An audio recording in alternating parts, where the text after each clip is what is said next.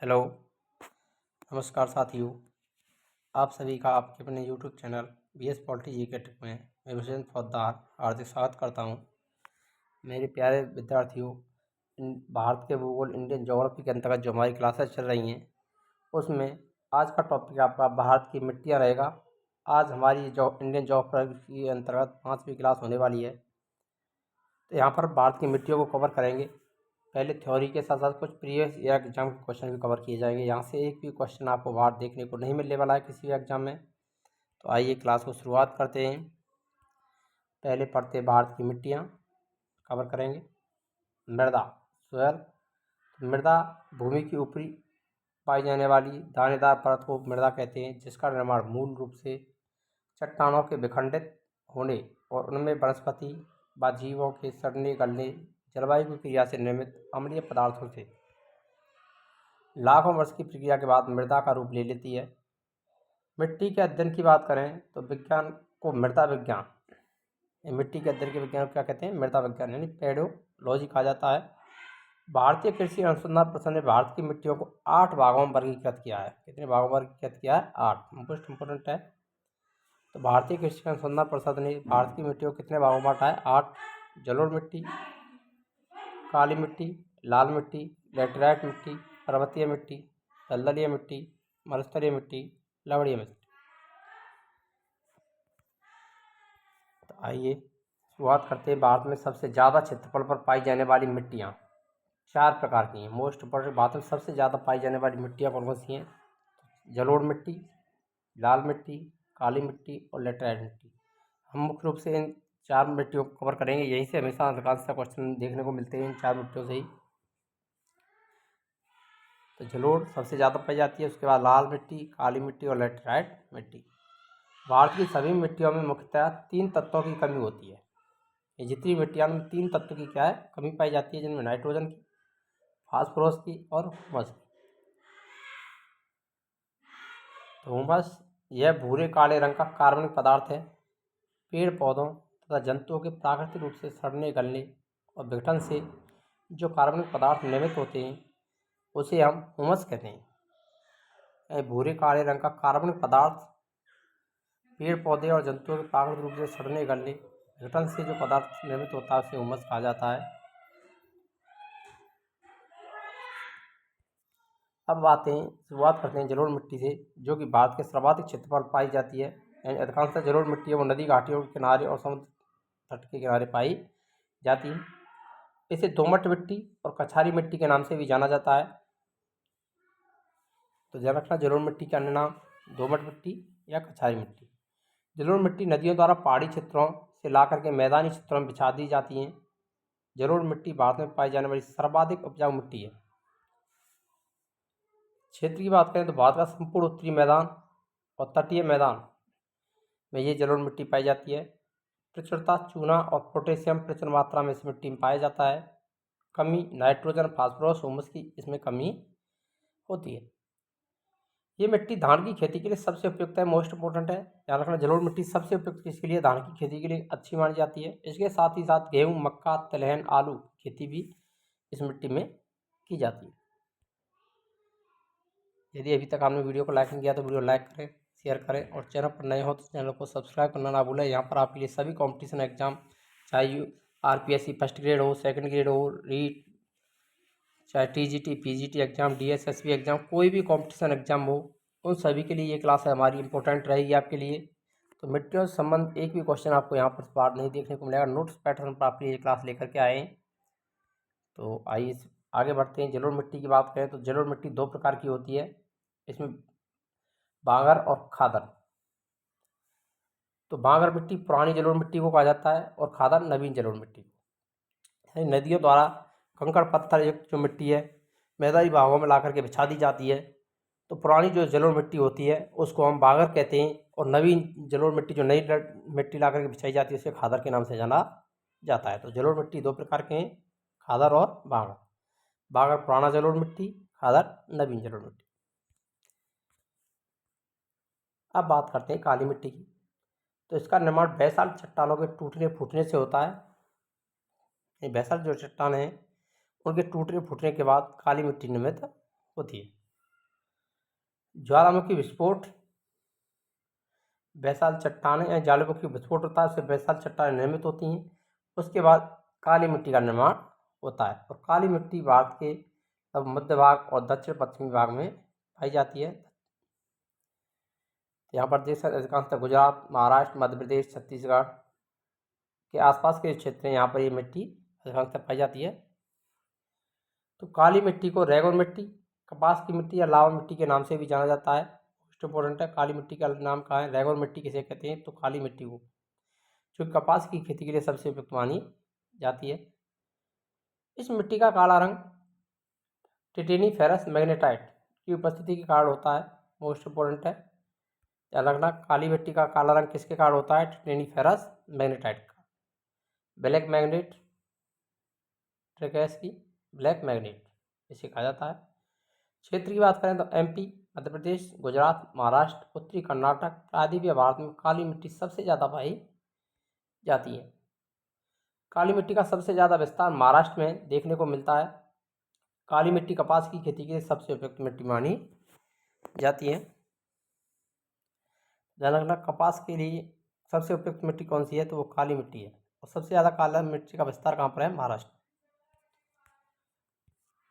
काली मिट्टी को जुते हुए खेत की मिट्टी भी कहते हैं, क्योंकि काली मिट्टी में जल सोखने की क्षमता अधिक होती है। जब इसके ऊपर धूप पड़ती है तो इसमें दरारें पड़ जाती हैं, जिस कारण इसे जुते हुए खेत की मिट्टी कहते हैं। तो ध्यान रखना, जुते हुए खेत की मिट्टी किस मिट्टी को कहा जाता है, काली मिट्टी को। अब बात करते हैं लाल मिट्टी की। तो लाल मिट्टी प्रायद्वीपीय भारत के कम वर्षा वाले क्षेत्रों में पाई जाती है। ये जो प्रायद्वीपीय भारत के कम वर्षा वाले क्षेत्र जिनमें वर्षा बहुत कम होती है, उन क्षेत्रों में ये मिट्टी पाई जाती है। इसका रंग लाल रंग फेरिक ऑक्साइड की उपस्थिति के कारण होता है। मोस्ट इम्पोर्टेंट है, लाल मिट्टी का लाल रंग किसके कारण होता है, फेरिक ऑक्साइड के कारण। इस मिट्टी में लोहा और सिलिका की अधिकता होती है। लोह तत्व और सिलिका की मात्रा अधिक पाई जाती है इसमें। यह मिट्टी तमिलनाडु, आंध्र प्रदेश, नागालैंड, महाराष्ट्र, कर्नाटक के कुछ भागों में पाई जाती है। ये तमिलनाडु में, उसके बाद आंध्र प्रदेश, नागालैंड और महाराष्ट्र और कर्नाटक के कुछ हिस्सों में ये मिट्टी पाई जाती है।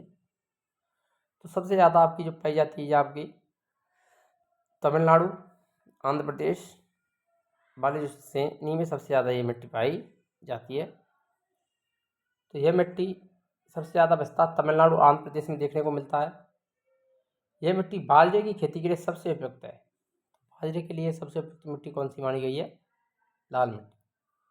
जब लाल मिट्टी जल सोख लेती है, यानी जल योजित रूप में होती है, तब यह पीली दिखाई पड़ती है। लाल मिट्टी का रंग जल सोखने के बाद कैसा हो जाता है, पीला हो जाता है।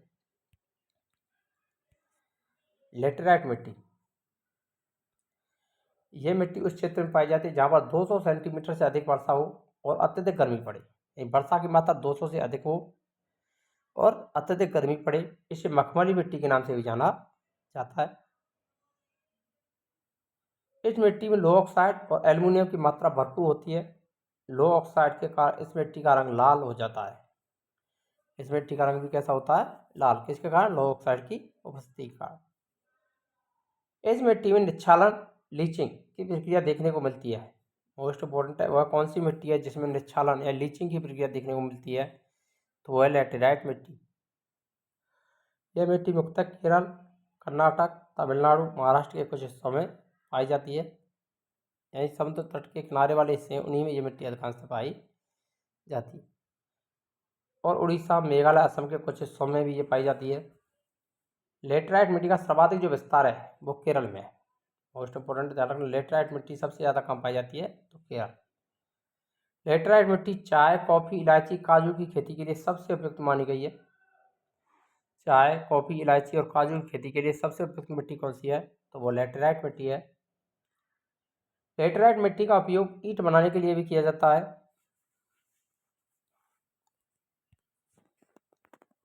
थोड़ा वीडियो लंबी हो सकती है, लेकिन आपके लिए प्रभावशाली और इफेक्टिव रहेगी। थ्योरी को कवर करने के बाद हम कुछ प्रीवियस ईयर एग्जाम के क्वेश्चनों को भी हल करेंगे, आप उनको देखना ना भूलें। तो लवणीय मिट्टी, जब मिट्टी की प्रकृति क्षारीय होती है तो उसमें नमक की मात्रा बढ़ जाती है। यानी जब मिट्टी की प्रकृति कैसी हो जाती है, क्षारीय है, तो उसमें नमक की मात्रा बढ़ जाती है, तो उसे लवणीय मिट्टी कहते हैं। लवणीय मिट्टी को रेहर मिट्टी, कलर मिट्टी, ऊसर मिट्टी के नाम से भी जाना जाता है। भारत में इस मिट्टी का सबसे ज़्यादा विस्तार गुजरात के कच्छ के रण में देखने को मिलता है। लवणीय मतलब इसमें नमक की मात्रा अधिक होने के कारण इसको लवणीय मिट्टी कहते हैं। अब बात करते हैं पर्वतीय मिट्टी। इस प्रकार की मृदा पर्वतों पर देखने को मिलती है। जहाँ पर हिमालय पर्वत का विस्तार है, वहाँ पर इस प्रकार की मिट्टी पाई जाती है। पर्वतीय मिट्टी का विस्तार जम्मू कश्मीर, लद्दाख, हिमाचल प्रदेश, उत्तराखंड, सिक्किम, अरुणाचल प्रदेश में देखने को मिलता है। पर्वतीय ढालों पर सेब, नाशपाती और चाय की खेती की जाती है। यहाँ पर आप देख सकते हैं, यानी हिमालय पर्वतीय क्षेत्र में ये मिट्टी अधिकांशतः पाई जाती है और सेब, नाशपाती और चाय की खेती के लिए उपयुक्त होती है। मरुस्थलीय मिट्टी, इस प्रकार की मृदा में नमी की मात्रा कमी होती है। इसका विस्तार भारत में मुख्यतः राजस्थान, गुजरात, पंजाब, हरियाणा में देखने को मिलता है और सबसे ज़्यादा जो मिट्टी पाई जाती है वो राजस्थान में पाई जाती है, मरुस्थलीय मिट्टी।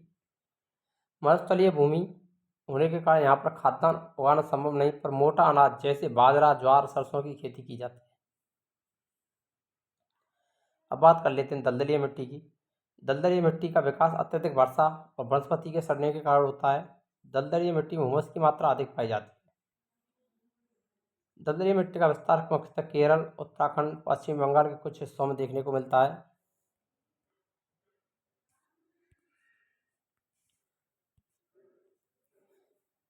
अब बात करते हैं महत्वपूर्ण तथ्य कुछ। एसिड यानी अम्ल और क्षार, अम्लीय और क्षारीय मिट्टी। मुख्यतः इनमें पीएच स्केल दे रखा है। पीएच स्केल के आधार पर मिट्टी की क्षारीयता और अम्लता को निर्धारित किया जाता है। तो अम्लीय मिट्टी और क्षारीय मिट्टी की बात करें तो मुख्य फसलों को उगाने के लिए पीएच मान लगभग 6 से 7 के बीच होना चाहिए। अम्लीय मिट्टी में अम्लता को कम करने के लिए चूने का उपयोग किया जाता है। ये अम्लता कम करनी है तो चूने का उपयोग करेंगे, और क्षारीयता को कम करना है तो किसका उपयोग करते हैं, जिप्सम, मोस्ट इम्पोर्टेंट है। यानी अम्लीय और क्षार ये मिट्टी को उपचार करने के लिए किस किस का उपयोग करते हैं, तो अम्लीय में चूने का और क्षारीय में जिप्सम का। आइए अब कुछ प्रीवियस ईयर एग्जाम के क्वेश्चनों को कवर कर लेते हैं यहाँ पर, और आपको तैयारी कैसी है ये भी आपको पता चल जाएगा। आपने क्लासेस किस प्रकार से ली हैं और कितने ध्यान से क्लासेस देखी है, तो इसका आंसर अपने आप ही आपको देने हैं। भारतीय कृषि अनुसंधान परिषद के द्वारा भारत में कितने प्रकार की मिट्टियाँ पाई जाती हैं, 4, 5, 6, 8। तो कितनी बताई गई थी भारतीय कृषि अनुसंधान परिषद के अनुसार, 8 बताई गई थी। ऑप्शन डी आपका सही आंसर हो जाएगा। भारत की सर्वाधिक उपयुक्त मिट्टी कौन सी है, यूपीपीसीएस 2014, लाल, काली, जलोढ़, लेटराइट। सर्वाधिक उपजाऊ मिट्टी जलोढ़ मिट्टी, सी ऑप्शन आपका सही आंसर रहेगा। भारत के सर्वाधिक क्षेत्र पर किस प्रकार की मिट्टी का विस्तार पाया जाता है, जलोढ़, काली, लाल, लेटराइट।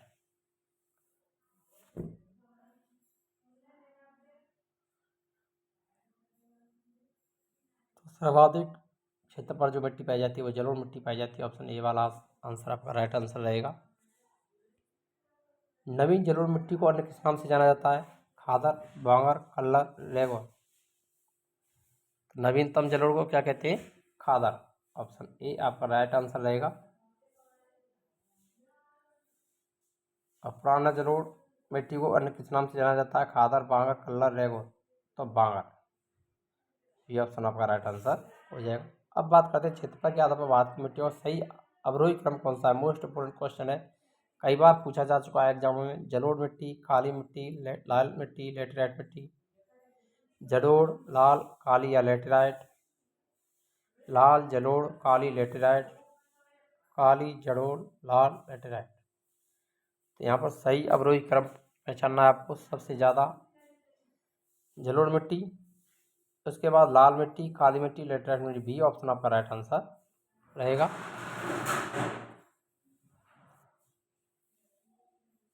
नेक्स्ट क्वेश्चन है, कपास की खेती के लिए सर्वोत्तम उपयुक्त मिट्टी कौन सी है, काली, लाल, चिकनी, लेटेराइट।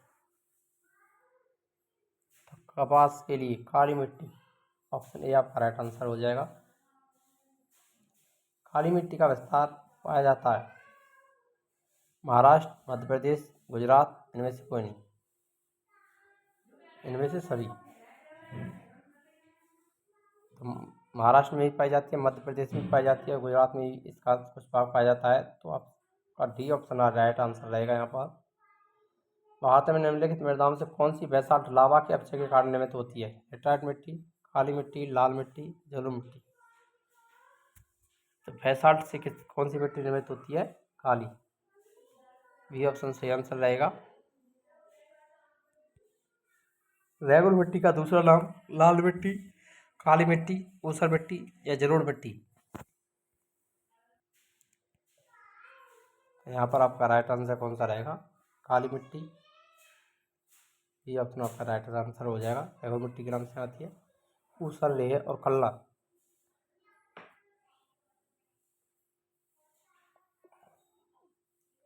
मिट्टी की अम्लता को कम करने के लिए उसमें क्या मिलाया जाता है? जिप्सम, चूना, नमक, खाद। अम्ल और क्षार। अम्लीयता कम करने के लिए क्या मिलाते हैं? चूना। और क्षारीयता कम करने के लिए क्या मिलाया जाता है? जिप्सम। तो यहाँ पर आप साहब बी ऑप्शन राइट आंसर रहेगा। कौन सी मिट्टी ईंटों के लिए उपयुक्त मानी जाती है? जलोढ़ मिट्टी, काली मिट्टी, लेटराइट मिट्टी, लाल मिट्टी। तो यहाँ पर आपका राइट आंसर रहेगा लेटराइट मिट्टी। सी ऑप्शन आपका सही आंसर हो जाएगा।